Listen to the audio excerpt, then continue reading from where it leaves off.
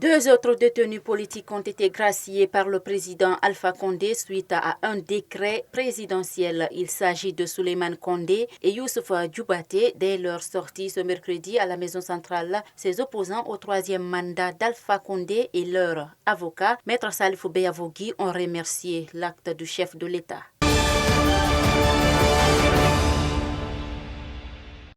L'artiste engagé et leader politique Eli Kamano a finalement comparu devant le tribunal de première instance de Kaloum dans le dossier qui l'oppose à Salifou Camara Super V, appelé à la barre. Le mis en cause a nié les accusations puisque le mandat d'arrêt qui a été pris contre lui existait toujours au dossier. Sur instruction du procureur, Eli Kamano a été conduit de force par la garde pénitentiaire à la maison centrale où il sera placé en détention. En attendant la reprise du procès le 30 juin prochain.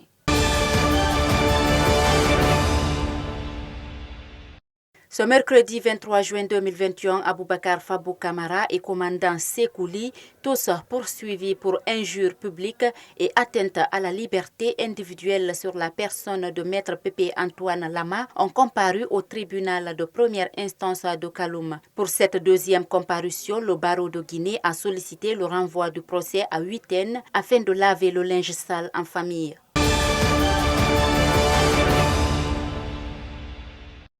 Depuis le lundi 14 juin 2021, la décision du ministère de l'Environnement interdisant la coupe et le transport du bois est en vigueur en Guinée. À Cancan, les acteurs de la filière du bois soutiennent cette décision d'interdiction et appellent les autorités de tout mettre en œuvre pour que les bois coupés en Guinée restent sur le territoire. La France et l'Allemagne proposent d'organiser un sommet du même acabit pour l'Union européenne une semaine après la rencontre entre Joe Biden et Vladimir Poutine à Genève. Une proposition parmi d'autres et elle sera évoquée ce jeudi 24 juin au premier jour du sommet des chefs d'État et de gouvernement de l'Union européenne où la question de la Russie sera au programme avec notamment l'examen du rapport demandé au chef de la diplomatie européenne Joseph Borrell sur les orientations stratégiques de la relation future avec Moscou. La proposition franco-allemande pour un nouveau mode de relation avec la Russie comprend entre autres l'idée d'avoir des échanges directs avec Vladimir Poutine.